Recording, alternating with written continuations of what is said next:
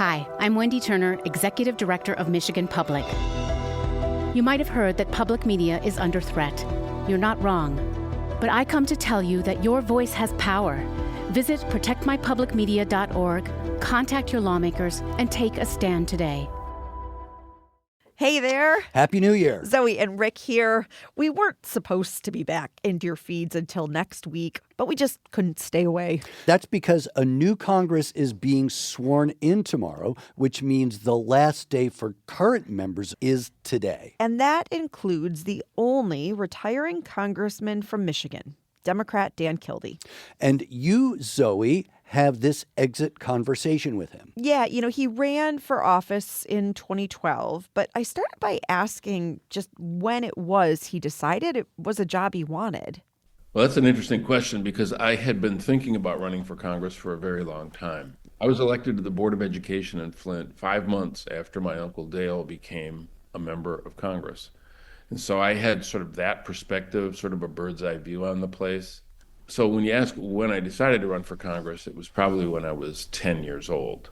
But I started that path when I was 18. And when my uncle finally did retire from Congress, it seemed to me that that was the opportunity and I seized upon it. And I'm glad I did.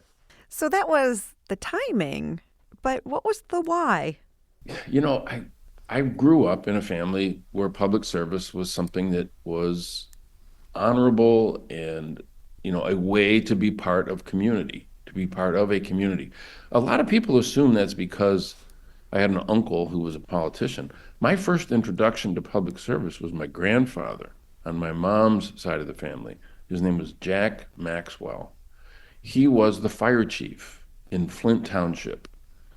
He was the first full-time employee, firefighter. He became the fire chief in 1946, and he did that for 25 years. And so I saw public service as a way to be a part of the community and make some sort of contribution. And I was just fascinated. Tell me a little bit about those first early months in Congress. Was there a formative moment in D.C. for you? One, I still remember the first time walking over to the Capitol to vote and just wanting to pinch myself. I couldn't believe that this was actually happening, that the history of this place as it is, I was going to suddenly be a part of that. And it was a pretty overwhelming moment. And then walking onto the floor, realizing I work with John Lewis. I have the same job he has. I get to sit next to him whenever I feel like it. So this amazing sort of wash of the place and the people who work there, that hasn't really waned much. Even though you'd think it would have in the 12 years I've been here, I still get a little bit of a chill when I walk over and see that big dome and think about its history and the fact that I've been able to be a part of it. How has D.C. changed? It's changed pretty dramatically, partly because it's a reflection of the way our society has changed. It feels much more divided, I think, than the people are. It's an angrier place. It's less collegial.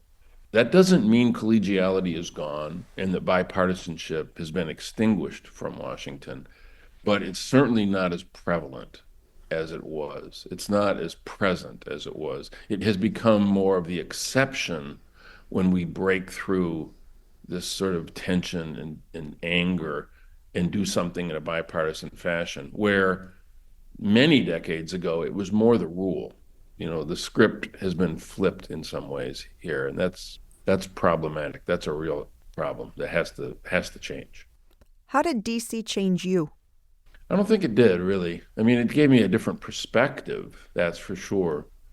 But one of the advantages, I suppose, of growing up as essentially my entire adult life as a public official is that I sort of get the joke.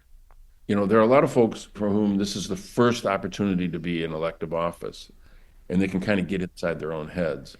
I think mainly because I have friends and family that would never let me do that. I have a staff that are handpicked to make sure we don't lose touch from things. So I don't think it's changed me other than to give me this really unique perspective and an experience watching up close how our government was intended to work and how we sometimes fall short. But I don't think I personally have changed. I mean, I still play the drums. I still like to go out in the woods. I still do the things that normal people do. And unfortunately, a lot of my colleagues get so immersed in this that they forget they're a person first. What are you most proud of? On my watch, sadly, there was the Flint water crisis. And I would have done everything to avoid that if I ever could have stopped those decisions from being made. But when that happened, I sure knew why I was in Congress. My job was to get help for Flint. And I'll still remember how this all came down. Nancy Pelosi was the Democratic leader. She called me into her office. She said, "Do you know exactly what you need for Flint?" I said, "I do." I always called her Speaker. "I do, Madam Speaker." And she said, "Okay, hold on." She got on the phone. She called Paul Ryan, who was the Speaker of the House. And she said, "Paul, you need Democratic votes to pass this budget bill. You need to fund one of our priorities."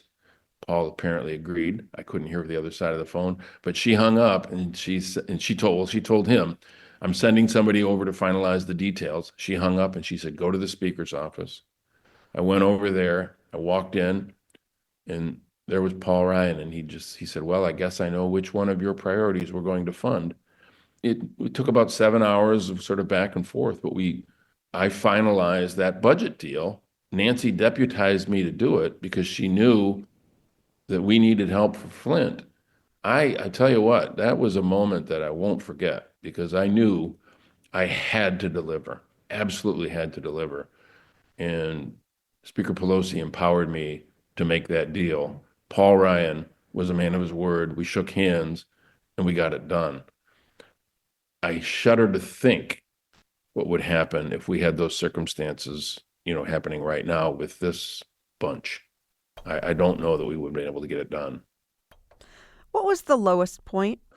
January 6th, without much doubt.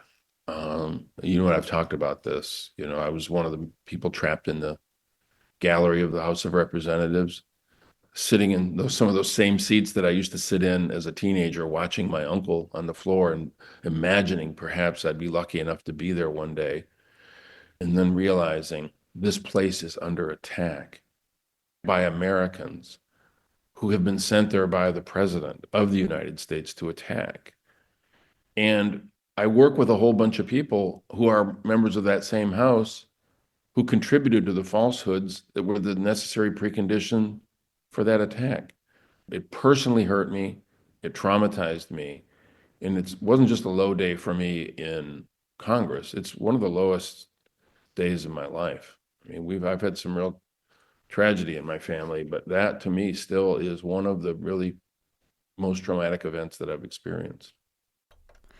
You're leaving now at a difficult time for Democrats. What do you think is the state of the Democratic Party? Is it really this, full-on identity crisis, or is this simply the ebb and flow of party politics? I mean, 2 years ago in 22, folks were saying, how can Republicans ever come back from the kind of defeat that they saw?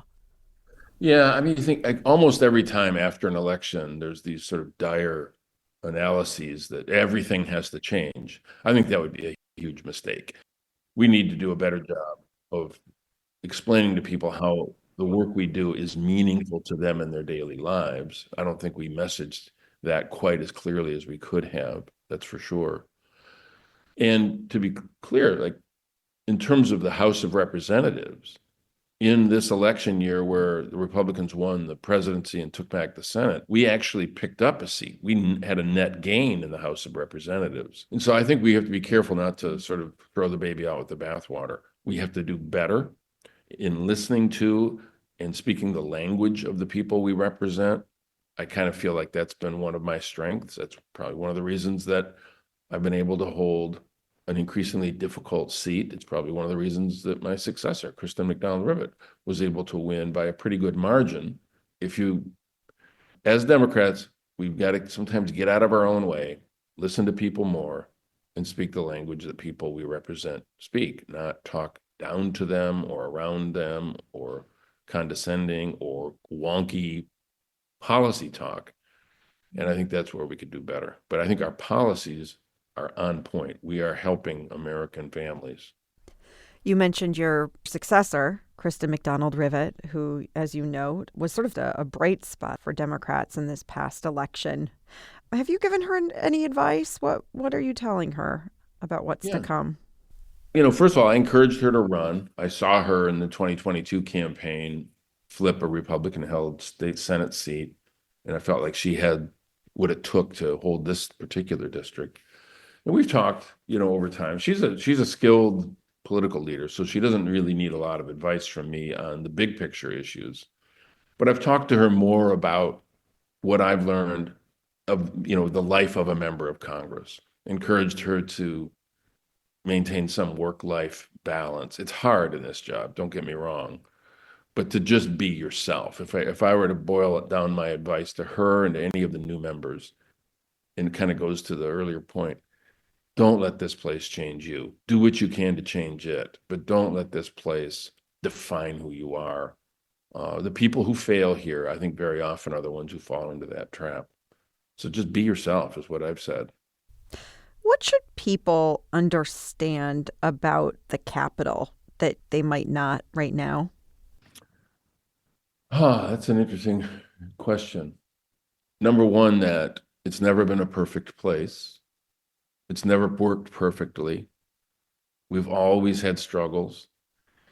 And I think one of the things that people misunderstand is that they see the disagreements that we have sometimes as if it's dysfunction. And the disagreement is not dysfunction. The disagreement is the result of the design of this form of government. The whole idea was to find as many different points of view as we can identify in the country and put them under one dome and ask them to commit themselves to a process to reconcile their differences and put the country on a path forward. So that disagreement is not dysfunction.